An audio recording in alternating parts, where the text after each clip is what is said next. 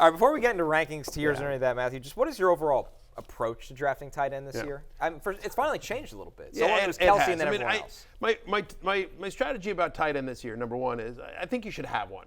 I feel like that's a good idea. I think you should not ignore the position. That's strategy number one. No, honestly, I think when you Phenomenal sort of work. What? Phenomenal work. Thank you very much. Yes. God bless. Kick us off in a second. Producer Steven, do me a favor. Just clip that off and send that to the Smithsonian and the Emmy Award Committee, if you will. Thank you very much. Got it. All right. Thank you. All right. So my strategy for approaching I think you want an elite tight end this year. My strategy used to be kind of, hey, I want to be one of the first guys in my league or one of my last. But honestly, as you look at it, there's not nearly as many sleepers at tight end this year. There is a clear tier. And unlike last year or previous years where it was like Kelsey, and then there's a little tier, and then there was some more sleepers, here it's more concentrated. Ideally, you really want a top 5 tight end this year. And if not a top 5, you definitely want a top 8. And if not a top 8, definitely at least a top 10. I want a tight end 1 this year. There's a couple of sleepers that we'll talk about here, but I feel much less certain about them breaking out or them having consistent week-to-week fantasy value. There are 5 tight ends that I feel really, really good about, and then after the 5, there's a couple more that I think you can get away with that are above average. But honestly, this year, I think it's really important to have an elite tight end. Yeah, I do think the one aspect, though, is that the fact that you can get guys like Jake Ferguson as the 9th tight end off the board, David Njoku at 10. I feel like that is perhaps stronger than, I think last year we were talking about guys like Cole Kmet and that type of range. So I do think there is a little bit of depth, but certainly the separation between your LaPortas and your McBrides and then going further down to, a tight end 11, your Dallas Goddard's is fairly significant. But what my argument, and I agree with you, I'm a big Jake Ferguson guy, and we'll talk about him in a second, but once you get past the top 5, you can start, nitpicking a lot of these guys. And so again, that's what I'm saying is you just start getting to those, kind of talk yourself into it. And again, I'm a Jake Ferguson believer this year, but if you want to take the negative side of him, or some of those guys in the 6 through 10, you certainly can. And so I guess in terms of, because there's really nice depth at wide receiver. There's nice depth at quarterback. There's also nice, at running back. There's some cheap volume in the mid-rounds. And, there's always guys that come in the league that will be a fill-in running back for 3-4 weeks. We talked about the Jordan Masons of the world that they get some run. My point is again, it's not just about what you do with this position, but it's about what you do with this position in terms of how you construct your overall roster for the entire season. And my point is that on a weekly basis, you don't want a hole at tight end. When you're going head-to-head with somebody, you don't want a hole at tight end. I feel like it is easier to match up, okay, you've got a better quarterback than me, but I think I can battle that better. I can battle your wide receiver. I can battle your running back depth. It's easier to battle that every other position than it is tight end, where it's just if you have an elite tight end and I don't, then I'm just praying for a touchdown. Yep. And that's just such high variance. Yep. No, I think that makes sense. And there are guys if you go in with Brock Bowers as your tight end 1, there are probably going to be weeks where he just does not much because of how weird that Raiders offense is and the fact he's already dealing with injuries. Whereas if you go in with LaPorta, Kelsey, McBride, Andrews, one of those 4, you can have extreme confidence that they are going to get peppered with targets. So let's look at the tier drop-offs that we're talking about based on rankings, right? We'll show rankings 1 through 10 and kind of dive into the top 2 tiers from here. As tier 1, it's not a lot of surprise. Sam LaPorta, Travis Kelsey, Trey McBride, who you really like a lot, Matthew, a Ride or Die finalist. Yep. Mark Andrews, and then Dalton Kincaid. That is tier 1. Where it cuts off to tier 2 and starts is with George Kittle, Evan Ingram, Jake Ferguson, who you have ahead of Kyle Pitts. I think that goes against consensus. And then Kyle Pitts. David Njoku does not start till tier 3. So that's correct. We'll get into 11 through 20 in a second, but I want to start with Mark Andrews, Matthew, because we don't talk a lot about him on this show compared to other guys. Maybe it's because when he plays, he's just consistently good. 14.6 points per game last year. The question always with him seems to be health in this situation. For sure. Still an elite tight end. Friend of the podcast, Mark Andrews, you mentioned that, the 14.6 fantasy points per game. That was his in 9 full games, but on a full season, that had been tight end 3. Second year in the Todd Monken offense. We obviously all like Lamar.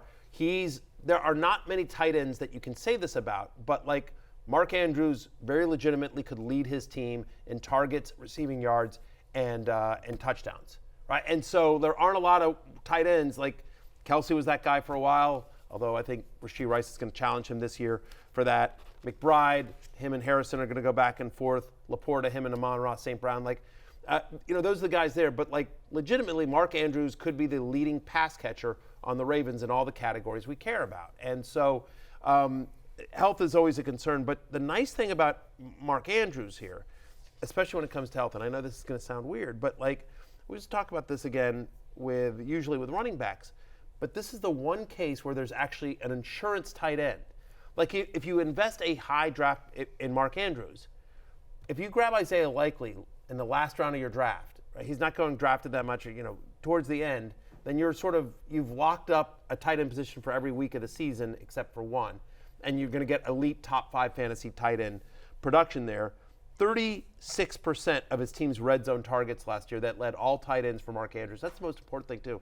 It's not just how involved he is in the passing offense overall, but just how important he is to that offense when they get in close. Lamar always looks for him as well. 5 straight seasons finishing as a top 5 fantasy tight end on a points per game basis, so the consistency is there about Mark Andrews. I just feel like people are excited about the emergence of LaPorta. People are worried about the drop-off with Kelce. Trey McBride is another emerging player. Everyone's excited about the potential of Kincaid in year 2. No one's talking about Mark Andrews, and yet he's just sort of there, and he's going to be a top 4 fantasy tight end again. And so I think that I want in an ideal world, I want one of those 5 tight ends.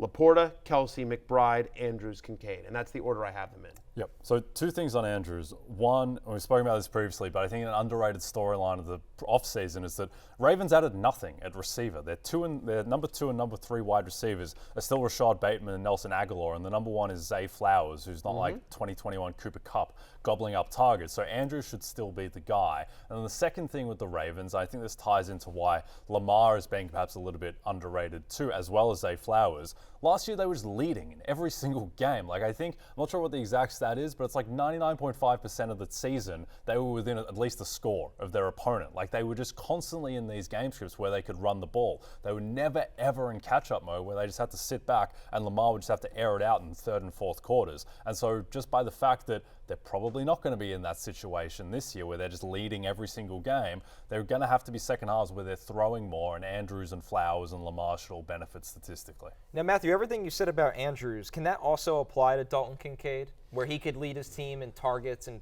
receiving touchdowns as well? 241 targets are no longer on the team, with Stephon Diggs and Gabe Davis now on different teams. And yes, we expect an expanded role for Khalil Shakir. They drafted Keon Coleman.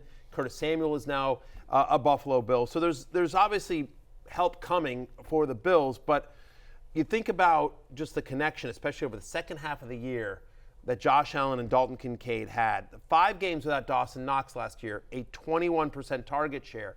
And now Dawson Knox is going to be back, and they want to go more run heavy this year under Joe Brady full time, but Knox is more the blocking tight end.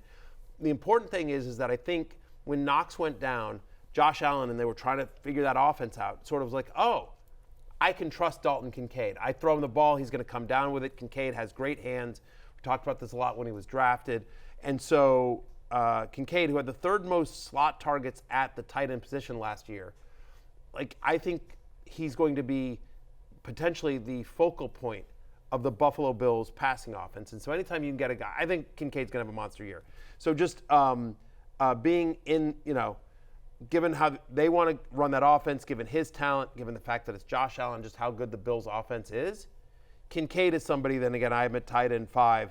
The only question mark on him is just, is the touchdowns. Will the touchdowns come? Because you do have Dawson Knox, who's a nice red zone threat, and they do have Josh is always a threat to keep it himself, and they've got James Cook, and Yep.